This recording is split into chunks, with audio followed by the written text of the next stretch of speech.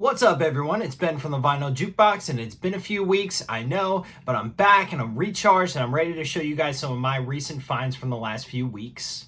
Before we get started, as always, don't forget to leave a like and a comment below this video, subscribe to my channel, and turn on notifications so you don't miss any of my videos. Alright, so the last few weeks I've been to a number of record stores, garage sales, thrift stores, flea markets, just picking things up here and there as I go. I have, I think, a new release also to show you guys that I picked up. I've been picking stuff up on CD, but today I'm just going to show you guys my vinyl pickups. So let's get started without any further ado. And I wanted to start off with some 45s that I picked up. Now, I don't normally pick up 45s. I'm not really into collecting 45s unless I get them really cheap or they're from bands that I really like. But this one's the first one that I picked up. This is Skidrow, 18 in Life. And I mainly picked this up, first of all, because of the picture sleeve. Really cool picture sleeve there. But also because this track, Midnight Tornado, is not featured on their debut album. So I thought it would be really cool to pick up that B-side just to have that.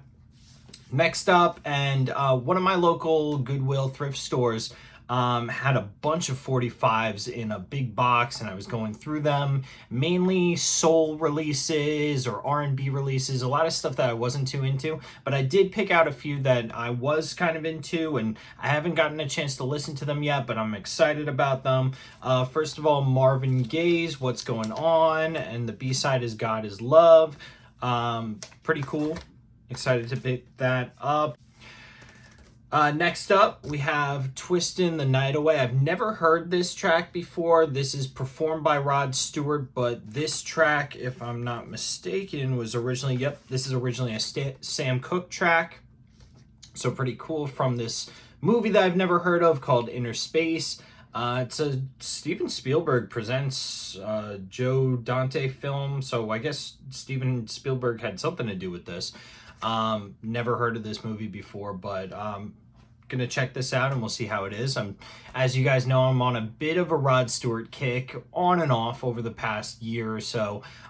So we'll see if this one's any good. Usually Rod's kind of hit or miss, from especially this time period for me. So last of the 45s, I picked up Jumpin' Jack Flash. This is a cover, of course, of the Rolling Stones song, but done by Aretha Franklin. And what was really cool about this one is it's produced by Keith Richards. On the B-side, it's a track called Integrity.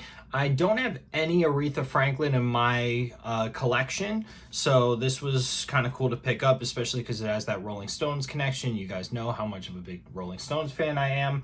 I know that there's a picture sleeve version of this with Keith on the picture sleeve, so I'll be on the lookout for that. Would love to pick that up, but this is definitely a cool track. I'm excited to listen to this, see how Aretha did Jumpin' Jack Flash. But what's also cool is on the B-side here, this track Integrity features a trumpet solo by Dizzy Gillespie. So kind of cool. I'm excited to check that out. So that's the last of the 45s, and let's get into the LPs. So these are just in no order. They're kind of mixed up in terms of where I got them from, so I'm not really going to go much into that. I'll just show you guys the albums.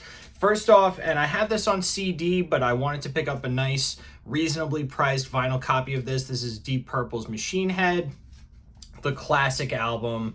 If you're going to have one album from Deep Purple, it should be this one. Smoke on the Water, Lazy, Space Truckin', all those great tracks are on here. And like I said, usually I'm finding this album pretty overpriced in most stores. And sometimes it's reasonably priced, but in really bad condition. This one I found at a garage sale, and it was a really nice price. Could not pass it up. Next up, and I already had a copy of this, but I had a later pressing of this, a Pickwick pressing, so I wanted to get something a little earlier. This is Elvis's Christmas album. All right, usually around this time of year, you could get these Christmas albums really cheap. Around the holidays, they get pretty expensive, or just not expensive, but more than they would usually cost. But this one's really cool. This is in the shrink. I think this is the second press. I don't think this is the first pressing of this. I could be wrong. I didn't really do any research on this, but cool to add to the collection, and I'll probably end up selling that other copy that I have.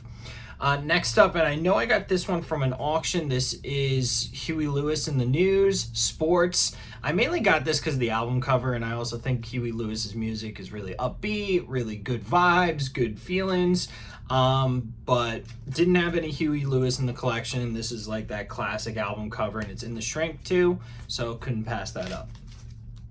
Next up, and I thought this was really cool. I'd never even heard of this album before. I knew that Charlie Watts, the drummer from the Rolling Stones, did a lot of jazz stuff on the side, but this album I've never seen before. This is the Charlie Watts Orchestra live at Fulham Town Hall, and this is his big band album apparently, and he's doing songs from...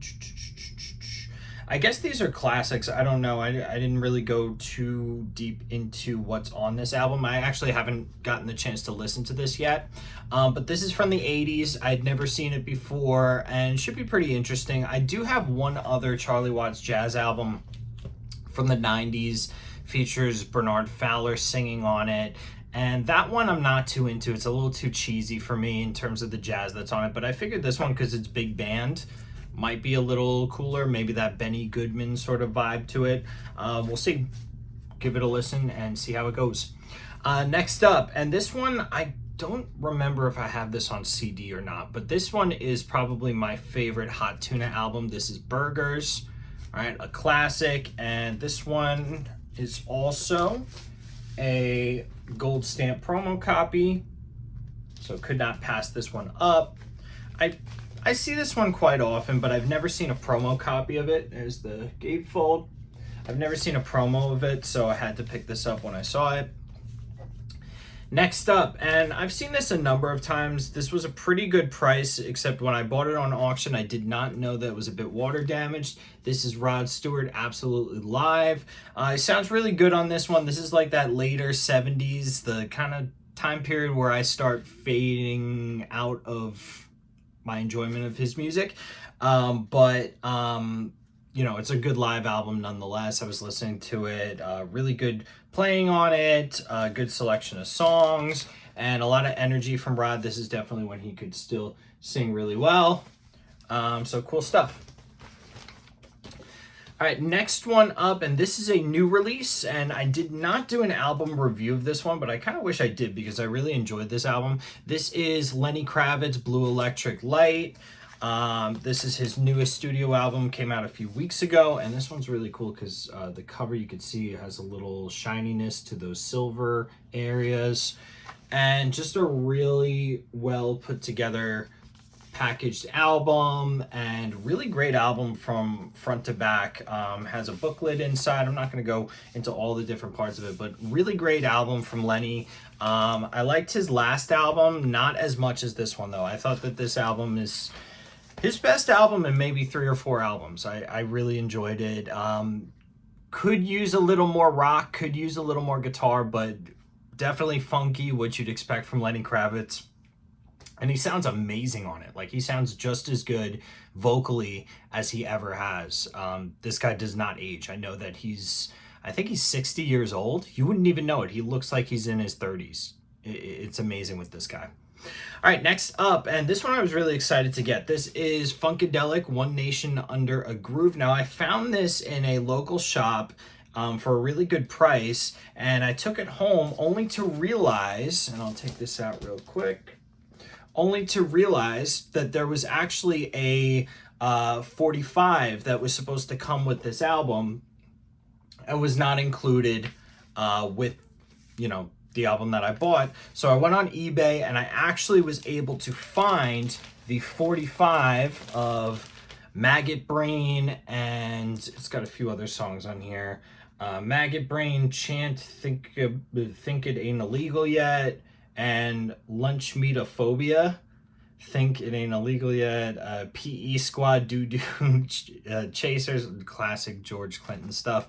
But I was able to pick this up online, so I was able to complete the set, which I'm really happy about. And I still need to get a copy of Maggot Brain, the full LP, but this will definitely do for now.